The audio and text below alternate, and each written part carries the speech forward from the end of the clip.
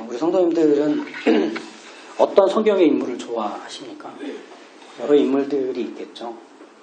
저는 성경의 인물들 중에서 가장 존경하고 사랑하는 예수님 좀 빼고 한 분을 뽑으라면 요나단을 늘 생각합니다. 우리에게 있어서 요나단은 다윗의 친구로 많이 알려져 있죠. 그래서 어떻게 보면 요나단 하면 다윗 이렇게 자동으로 떠오르는 거죠. 근데 요나단이 보였던 삶도 사실은 그랬기 때문에 더 그렇습니다. 아버지 사울로부터 다윗을 지켜줬던 요나단, 그리고 다윗이 골리앗을 쓰러뜨릴 때 그 다윗을 사람들 앞에서 세워줬던 요나단, 그리고 그의 피난길을 늘 멀리서 살펴줬고 그 사랑과 의리를 한 번도 버린 적이 없는 요나단이었죠. 그리고 다윗과 함께하는 하나님을 항상 신뢰했던 요나단이었습니다. 사무엘상을 이렇게 쭉 읽어가다 보면 사무엘상에서 소개하는 요나단은 이런 내용들이지만 다윗의 친구라고만 하기에는 너무 매력이 있습니다. 그리고 너무 사랑스럽습니다. 그리고 참 존경할 만한 믿음의 선배입니다. 비록 사무엘서에서는 요나단이 다윗을 빛내주는 조연 같은 역할로 남아있지만 그의 신앙과 인격과 삶이라는 게 정말 좀채로 이 세상에서 내가 그런 사람을 본 적이 있나 싶을 정도로 찬란하게 빛이 납니다. 제가 천국 가면 요나단부터 찾고 싶습니다. 만나서 차 한잔 하고 싶은데 그만큼 요나단은 참 특별하고 매력 있습니다. 오늘은 요나단이 처음으로 등장하는 지난주에는 요나단이 전쟁을 일으켰다는 정도로 한 줄로 끝났지만 오늘은 요나단이 주인공이 돼서 시작되는 사건을 좀 볼 것입니다. 그래서 요나단이 어떤 사람인지에 대한 좀 큰 그림을 같이 공유하고 이 그림이 왜 중요한가 하면 이후에 나오는 다윗 그리고 하나님의 나라를 세워가는 그 과정에서 요나단은 은은하게 비춰주는 빛처럼 역할을 하기 때문에 오늘의 시작은 그런 면에서 요나단 비기닝 같습니다. 한번 들어보시죠. 14장 1절에 보면 요나단은 블레셋과 대치하고 있던 어느 한날에 이렇게 자기의 무기를 든 자에게 말합니다. 우리가 건너편 블레셋 사람들의 부대로 가자. 그리고 나서 6절에 이렇게 더 말을 반복하죠. 여호와께서 우리를 위하여 일하실까 하노니 여호와의 구원은 사람의 많고 적음에 달리지 아니하였느니라. 그러니 우리가 저 할례받지 않은 자들의 부대로 건너가자. 이렇게 얘기하죠. 두 명이서 이 전투를 치르려고 하는 시작입니다. 그리고 아버지 사울에게 말하지 않은 채로 블레셋 부대로 잠입하여 이 두 사람은 들어갑니다. 요나단은 아버지 사울과는 다르게 블레셋과 싸워야 한다는 것을 분명히 알고 있습니다. 왜? 하나님이 이스라엘을 구원하는 일은 블레셋과 싸워야만 이루어지는 일이었기 때문입니다. 그러니까 블레셋과 싸우지 않으면 이스라엘을 향한 하나님의 구원도 일어날 수 없는 걸 요나단은 분명하게 이해를 하고 있었던 거죠. 그래서 블레셋과 싸우지 않는 한 하나님이 블레셋의 손에서 구원하실 일은 계속 미뤄질 걸 알았기 때문에 이 요나단은 대담하고 단순하게 자기의 그 일종의 이제 수행비서 같은 무기든 자와 함께 들어갑니다. 요나단의 논리는 정말 단순합니다. 뭐냐면 심지 않으면 수확할 수 없고 그리고 일하지 않으면 먹을 수 없다는 이 논리대로 블레셋을 공격하지 않으면 하나님은 이스라엘을 구원하시지 않는다는 이 단순한 논리 속에서 둘이 함께 들어가는 거죠. 그런데 이 단순함이 즉각적이고 강력했다는 사실입니다. 요나단은 하나님께서 블레셋의 손에서 이스라엘을 구원하실 텐데 이제 자기들 눈앞에 블레셋이 있으니 이제 들어가면 된다라고 본 거죠. 근데 여기서는 이 단순함이 어떻게까지 확장이 되느냐면 블레셋이 갖고 있는 군사력, 그들의 숫자와 그들의 위력을 확인하는 걸로가 아니라 지금 앞에 있으니 당장 들어가야 된다는 사실만을 요나단은 그냥 입력하고 있는 겁니다. 이게 참 대담한 거죠. 오히려 자기의 아버지 사울은 믹마스에서 떠나서 길갈로 물러난 후에도 번제를 드려야 할지 말아야 할지를 일주일 동안 고민하면서 전쟁을 치르지 않았습니다. 도망치는 이스라엘 군대를 보면서 발만 동동 구르고 있었을 뿐이었습니다. 그거에 비교해서 본다면 요나단은 정말 단순 무식합니다. 봤으니 가는 거죠. 요나단의 이 단순하고 명쾌한 논리, 이것은 그의 판단과 결정을 신속하게 해주는 하나의 근거에 기인했던 거죠. 하나님이 이스라엘을 위하시면. 그 하나의 전제를 품고 있었습니다. 그러니 하나님이 우리를 위하신다면 블레셋의 많고 적음은 중요한 게 아니구나. 우리의 강하고 약함도 큰 게 아니구나. 그렇구나. 우리는 그렇게 블레셋과 싸워야 하는 이스라엘의 지도자 앞에 선 군대이구나. 이런 이해가 있었던 거죠. 이런 요나단에게는 이 전제를, 하나님이 우리를 위하여 일하신다라는 전제를 뒷받침하는 분명한 사실 두 가지가 있었던 겁니다. 분명한 사실 두 가지의 첫 번째는 뭐냐면 하나님께서 이스라엘의 왕을 세우셨다는 점입니다. 그래서 이 세움받은 왕을 통해서 하나님은 당신의 백성을 블레셋의 손에서 구원하실 것이다. 무엇을 보면 알 수 있죠? 하나님이 세운 왕을 보면 아는 겁니다. 그 왕의 존재가 하나님이 이스라엘을 구원하는 것에 대한 증거가 되기 때문에 이 지도자가 있으면 이 구원도 사실인 겁니다. 요나단은 그것을 근거하고 있습니다. 즉 이스라엘의 구원의 증거는 이스라엘의 왕의 존재였던 거죠. 두 번째, 하나님께서 지목하신 원수는 블레셋이었다는 사실입니다. 병거가 3만이고 마병이 6천이고 보병은 셀 수 없고 그래도 블레셋은 블레셋입니다. 철제 무기를 다루는 기술이 탁월하고 문화적으로 군사적으로 정치적으로 이스라엘을 압도하는 블레셋이라고 해도 블레셋은 블레셋입니다. 하나님이 그들을 원수로 정하셨고 그들을 하나님의 힘으로 누르셔서 이스라엘을 구원하시겠다고 한 블레셋이 그들이라면 그들은 패배할 겁니다. 요나단에게는 그 두 가지가 사실처럼 갖고 있었던 근거였습니다. 그래서 자기 무기를 맡은 자와 함께 블레셋에 쳐들어가기도 하는 거죠. 이 전쟁의 불씨를 지피자. 더 이상 서로 마주대하고 있지 말고 숨어 있지 말고 이 전쟁을 시작하자. 하나님의 구원하심을 이 칼을 든 것으로 보자. 이렇게 했던 겁니다. 여전히 왕은 우리에게 있고 블레셋이 눈앞에 있으니 싸우지 않을 이유가 무엇인가 하는 겁니다. 그래서 요나단은 자기의 무기를 든 자, 지금으로 치면 개인 비서와 함께 이제 블레셋 부대로 잠입해 들어갑니다. 무모하죠. 대담하죠.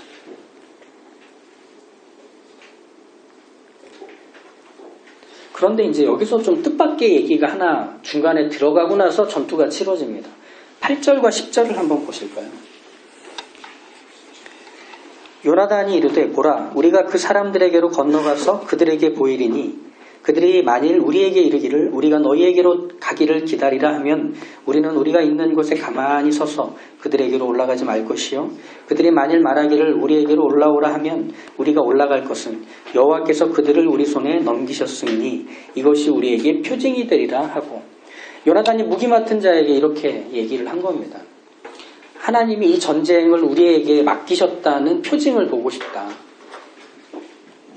그래서 블레셋 군대가 우리를 봤을 때 우리가 너희한테 가겠다라고 하면 우리 있는 곳에서 가만히 있어서 그들에게로 올라가지 말고 그 블레셋 군대가 우리에게로 올라오라 하면 우리가 여호와께서 이 전쟁은 우리에게 붙이신 것이라 여기고 올라가자 이렇게 얘기를 했던 거죠. 이 표징을 보자는 요나단의 제안은 이 전쟁이 하나님께 속한 것인지를 최종적으로 확인하고 싶어 하는 것처럼 보입니다. 그래서 이 표징을 보고 싶어 하는 건 우리가 예전에 알고 있는 한 사람이 요구했던 것과 상당히 유사하죠. 기드온이었습니다. 기드온이 양털을 통해서 하나님, 제가 이 하나님의 전쟁에 나가는 것이 맞습니까? 라고 물었던 그 사건을 우리는 잘 기억합니다. 하나님의 부르심을 받았던 지도자인 기드온. 그는 성읍에 있는 바알 신상들을 깨부수고 여룻바알이라는 별명을 얻습니다. 바알과 마주한다. 바알과 대적한다. 이 별명을 얻었죠. 그때 미디안, 그리고 아말렉, 그리고 동방 사람들이 요단강을 건너서 이스라엘로 쳐들어옵니다. 기드온은 나팔을 불고 이스라엘 지파들에게 군대를 보내라고 하죠. 그리고 나서 이제 하나님께 이렇게 여쭙습니다. 주께서 이미 말씀하신 같이 내 손으로 이스라엘을 구원하시려거든 양털을 마당에 둘 테니 온 지면은 이슬이 맺히고 양털은 뽀송뽀송 마르게 해달라. 다음날 보니 정말 그렇게 돼 있었습니다. 이번엔 그 반대로 해달라고 하나님께 구합니다. 그 반대로도 하나님이 하십니다. 그래서 이제 전쟁을 수행하러 나가죠. 근데 이 기드온은 하나님의 지도자로 천사를 하나님이 보내셔서 먼저 뽑힌 사람입니다. 그리고 바알 신상을 깨뜨려서 여룻바알이라는 이름까지 얻은 이스라엘의 지도자로 분명히 세워졌던 사람입니다. 심지어는 그의 명령으로 군대가 소집됐고 이제 전쟁을 수행하러 나가야 합니다. 그런데 이 기드온이 하나님께 증거를 보여달라고 하는 거예요.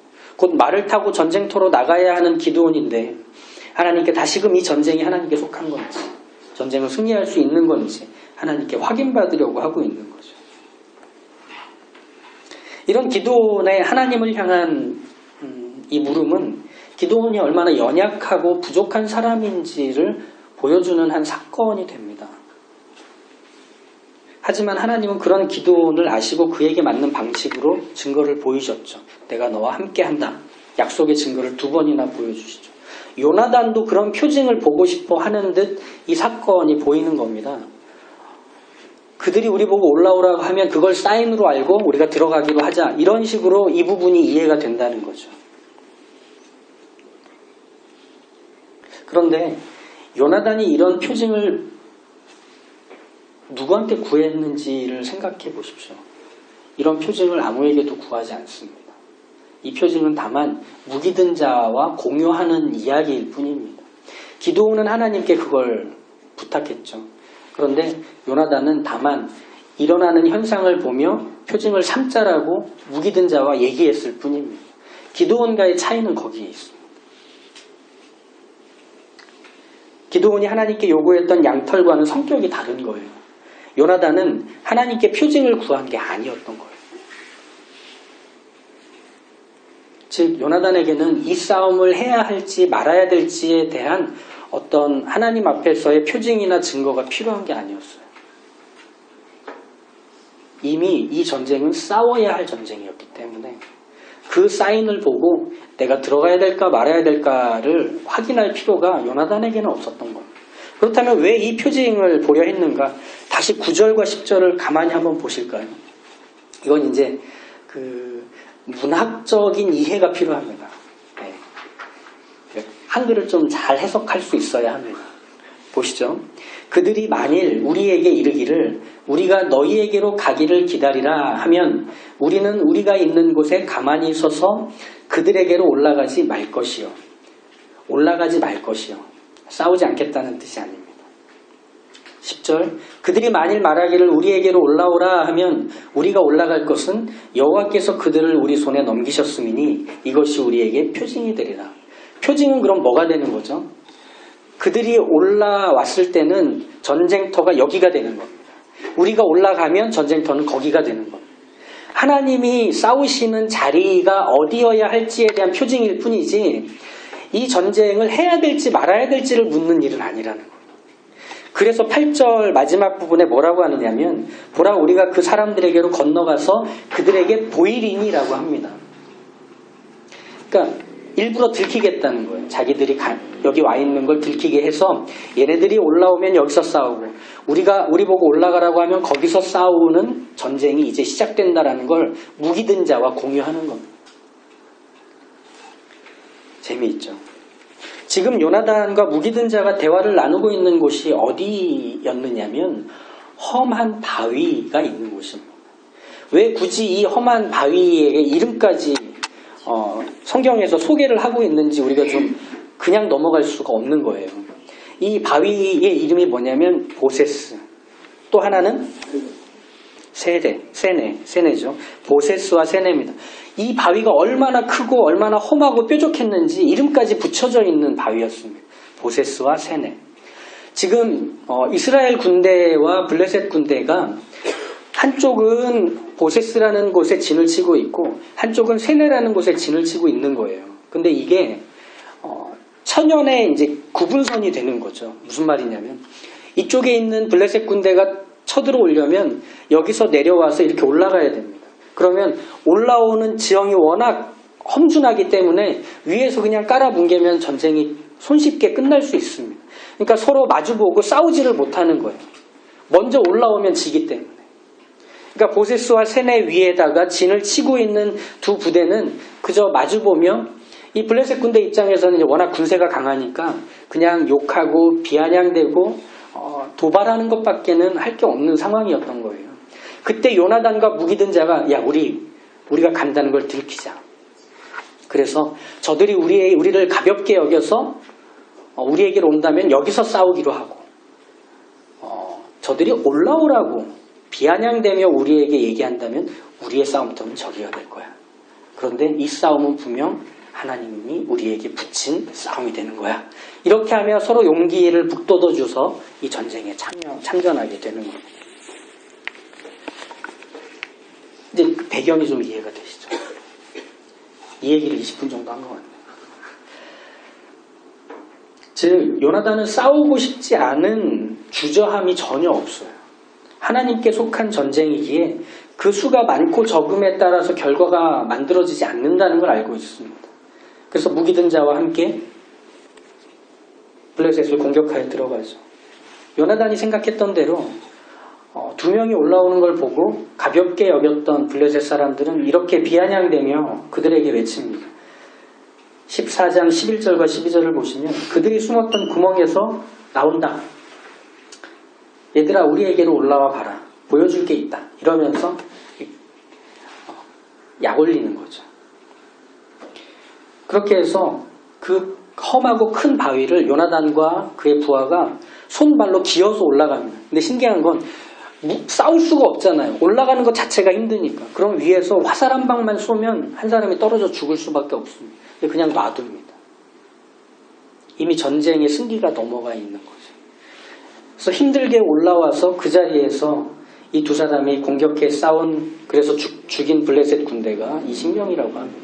근데 이게 전쟁의 시발점이 돼서 어떤 식으로 양상이 바뀌어버리느냐면 이스라엘 군대는 구멍이나 동굴에 숨어서 나오지 않을 거라고 확신하고 있었는데 두 사람이 들어가서 헤집어 놓자 자기들끼리 두려움에 사로잡혀 버린 겁니다. 정말 올라왔나 봐.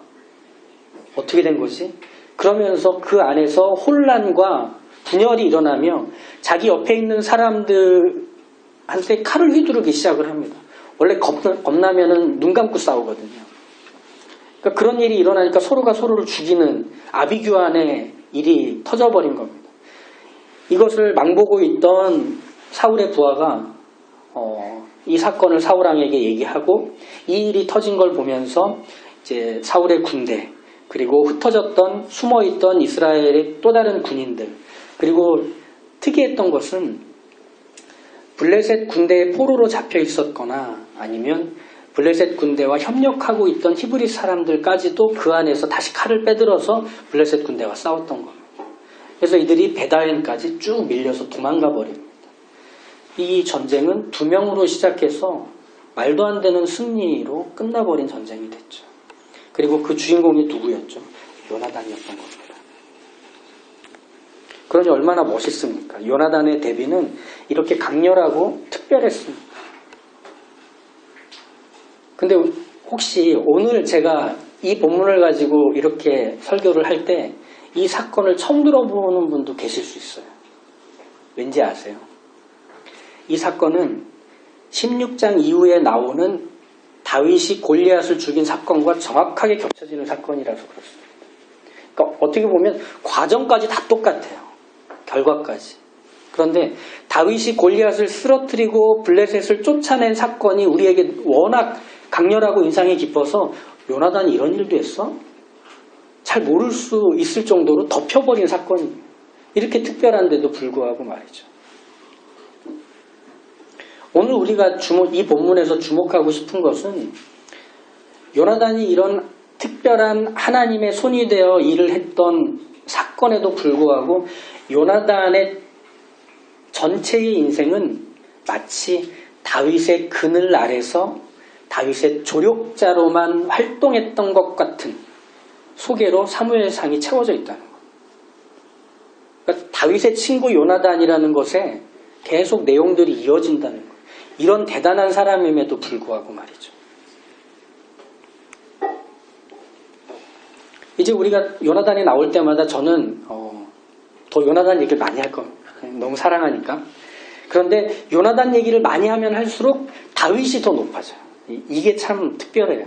요나단이 어떤 사람인지를 설명하면 할수록 그가 사랑했던 다윗, 그가 세워주려 했던 다윗이 더 도드라지게 되는 일이 있습니다. 즉 요나단의 인생의 열매는 다윗이었던 겁니다.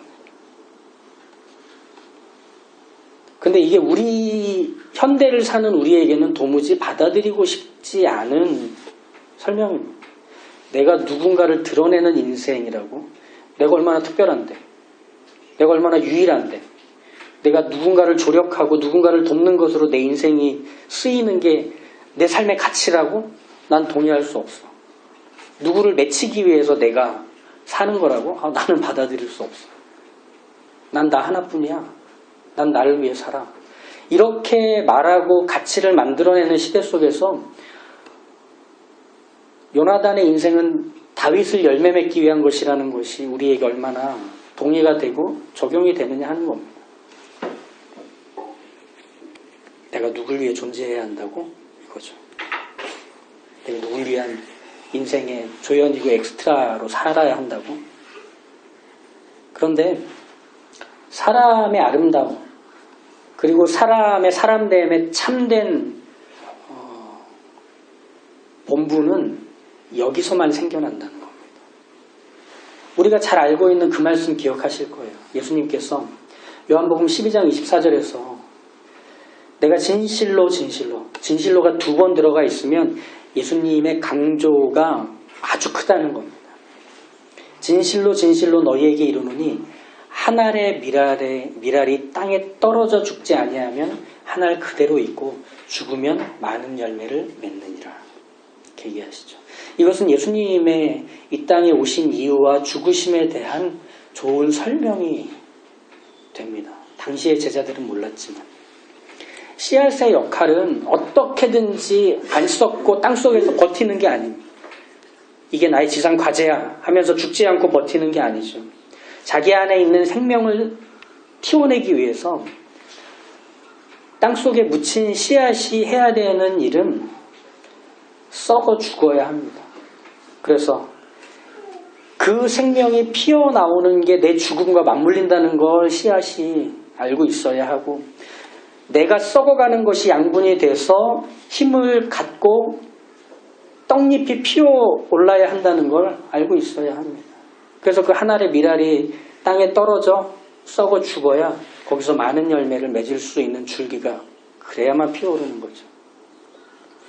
예수님이 이 땅에 오실 때 이 세상의 모든 인생들에게 영광을 받으시려고 높은 데 오르시려고 오신 게 아니었잖아요. 하나님의 아들이셨고 그리고 하나님이셨던 그분은 죄인들 사이에 오실 때 죽어 썩을 밀알이 되시려고 오신 겁니다. 생명과 평화를 주시려고 오신 겁니다. 죽으러 오신 거죠. 멸시를 받으러 오셨고 고난을 당하러 오셨고 울고 아파하고 대신 짐을 지시려고 오셨던 겁니다.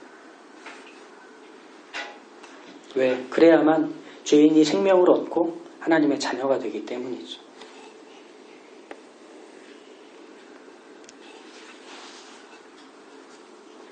그래서 예수님의 열매는 믿는 우리가 되는 겁니다. 기독교 신앙에는 이런 아이러니가 있어요. 높아지려고 하는 사람은 낮아집니다. 생명을 지키려고 하는 사람은 자기 생명을 잃게 됩니다. 가지려고 하면 할수록 자꾸 잃습니다. 그럼 이 반대가 되는 거죠. 낮은 자리에 있는 자들은 높아집니다. 다른 자의 생명을 지키고 살리려고 하면 내 생명까지 함께 풍성해집니다.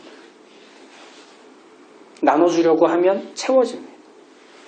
이게 기독교 신앙의 아이러니입니다. 하나님이 사람을 그렇게 지으셨기 때문에 그래요. 우리는 어떤 존재로 지음을 받았느냐면 의존적인 존재로 지음을 받았습니다.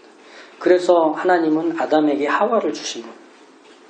반대로 얘기하면 하와에게도 아담을 주신 겁니다. 서로가 서로를 사랑하고 돕고 하나 되어야만 서로가 함께 커갈 수 있기 때문입니다. 갓난아기 때 우리는 누군가의 돌봄이 없이는 클 수 없는 존재였습니다. 그렇게 태어났습니다. 부모의 도움, 또 다른 사람들의 손길을 거치지 않으면 사람은 죽을 수밖에 없기 때문이죠. 우린 그렇게 태어나서 그렇게 커왔습니다. 그러니 지금의 나는 누가 만든 거냐면 여러 사람의 손길에 의해 만들어진 나인 겁니다. 나 혼자 잘나서 커온 거 아닌 겁니다. 사람은 그렇게 누군가를 기대고 누군가의 도움을 통해서 비로소 내가 되어갑니다. 그러면 사람의 아름다움은, 사람의 사람됨은 나도 누군가에게 그런 도움이 되는 인생으로 살아가는 것으로야만 사람은 사람다워지는 겁니다. 에덴 동산은 그런 곳이었죠. 사람은 자신이 주인 되려고 하고 내 인생을 내가 책임지려고 할 때 가장 외롭고 힘겨워져요. 하나님이 그렇게 지어 놓지 않으셨기 때문이죠. 져야 할 책임의 무게를 질 수 없다는 게 사람이기 때문이죠. 그래서 누군가의 도움이 없이는 홀로 설 수 없는 존재로 이 땅에 태어나 사는 사람은 결국 그 도움을 통해 나의 삶을 꾸려가고 나도 누군가에게 그런 도움을 주며 나의 아름다움을 팽창시켜 가는 거죠. 그런데 이 도움은 감사하게도 이 도움을 주고 이 도움을 받으며 사람은 그 도움의 근원으로 보다 더 가까이 갈 수 있게 되는 겁니다. 그 도움이 누구죠? 하나님이신 겁니다. 왜 하나님이 사람을 의존적으로 만드셨는가? 하나님을 의지하고 붙드는 것만이 사람이라는 것을 알게 하시려고. 그래서 처음에는 주변에 있는 것들을 통해 도움을 받다가 또 그것에 도움을 주다가 이 도움의 근원을 향해서 한 걸음 한 걸음 다가가 그 근원에 하나가 되는 것이 사람이 영원에 들어가는 모습입니다. 시편 121편, 오늘 우리가 함께 예배를 시작하며 나눴던 그 말씀을 떠올려 보십시오. 눈을 들어 산을 보아라. 나의 도움이 어디서 올까? 나의 도움이 천지를 지으신 여호와에게서로다. 우리는 그 말씀의 이유가 바로 여기에 기인한다는 것을 알 수 있습니다. 너는 네 인생의 주체가 돼야 한다. 너는 네 인생의 주인공이 돼야 하고 네 주변의 모든 것들은 너를 비추고 떠받치는 무엇이 되어야 한다라고 말하는 세상의 요구와 힘 앞에서 우린 당당하게 말할 수 있어야 합니다. 아니야. 하나님이 우리를 지으신 목적과 이유가 있어. 나는 그 목적과 이유를 쫓아 살 거야. 설령 그것이 세상에서는 도드라지지 않는다 해도 자랑을 할 만한 내용이 없을 것만 같다 해도 하나님이 나를 이 땅에 보내셔서 그 일을 맡기실 때 그 일을 통해 나는 하나님을 알아갈 수 있어. 그 일을 통해 나는 세상의 생명을 드러내는 일에 수고할 수 있게 될 수 있어. 이 당당함이 세상이 우리를 어쩌지 못하는 큰 모습입니다. 요나단의 삶이 실패했느냐고요? 전혀 그렇지 않습니다. 요나단은 하나님이 어떤 구원을 이 땅에 드러내실지를 소개했던 하나님의 손이었습니다. 또 요나단의 삶은 예수님의 조상이 될 다윗을 다윗되게 해주었던 주인공이었습니다. 또 요나단은 사람이란 누군가를 힘껏 섬기고 사랑하는 것으로 자기 인생을 내줄 때 가장 아름답고 영롱하게 영원히 빛을 비출 수 있다는 걸 보이는 인생이기도 했습니다. 무엇보다 요나단은 왜 예수님이 이 땅에 오셔야 했는지를 누구보다도 가장 잘 드러내 주었던 예수님이 누군지를 보인 인생일 수 있었습니다. 이게 우리에게도 마찬가지입니다. 이게 신약에서 한 인물을 통해서 잘 드러나는데 우리 그 부분을 보고 마치도록 하시죠. 요한복음 3장 29절에서 30절입니다.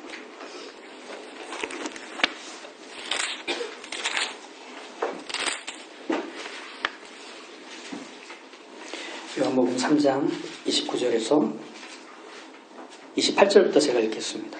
내가 말한 바 나는 그리스도가 아니요 그의 앞에 보내심을 받은 자라고 한 것을 증언할 자는 너희니라. 신부를 취하는 자는 신랑이나 서서 신랑의 음성을 듣는 친구가 크게 기뻐하나니 나는 이러한 기쁨으로 충만하였노라. 그는 흥하여야 하겠고 나는 쇠하여야 하리라 하니라. 세례 요한은 당시에 가장 영향력을 미치던 이스라엘의 지도자였고 그리고 선지자였습니다. 영향력이나 세력으로 본다면 세례 요한은 예수님을 압도하기에 충분했습니다. 근데 예수님께서 일단의 사람들에게 세례를 베푼다는 얘기를 듣고 우리가 원조인데 저 나사렛 예수가 우리 따라하는데요? 라고 제자들이 얘기하자 이렇게 세례 요한이 말한 겁니다. 아니다. 나는 증인일 뿐이다. 나는 그분이 누군지를 소개하는 소리일 뿐이다. 나는 그 신랑과 신부가 만날 때 들러리일 뿐이다. 그는 흥하여야 되고 나는 망해도 나는 기쁘다. 이렇게 말합니다. 이것이 얼마나 가슴 뛰는 일입니다. 한 사람의 인생으로 가장 기쁠 수 있는 것은 내가 돕고 내가 사랑하고 내가 섬겼던 그 사람이 온전해지고 아름다워지는 겁니다. 그게 진짜 기쁨인 겁니다. 지워지지 않는 기쁨인 겁니다. 우리에게 주어진 이 땅에서의 삶은 누군가에게 그런 썩어질 걸음같이 누군가에게 그런 도움이 되는 조력자같이 살 수 있다 말하십니다. 요나단을 통해 우리는 다윗을 볼 것이지만 그 다윗이 세워지는 것에 모든 주변은 요나단이 채울 수 있었습니다. 하나님이 우리에게 구원을 주시고 이 땅을 살게 하시고 내 곁에 사랑하는 가족과 친척과 부모와 형제와 이웃을 허락하시고 또 섬길 교회를 주실 때는 나로 인해 그들을 살리라는 겁니다. 나로 인해 그들에게 하나님이 누구신지 알리라는 겁니다. 우리 그것만 해도 다 한 거 아닙니까? 더 무엇이 있을까요?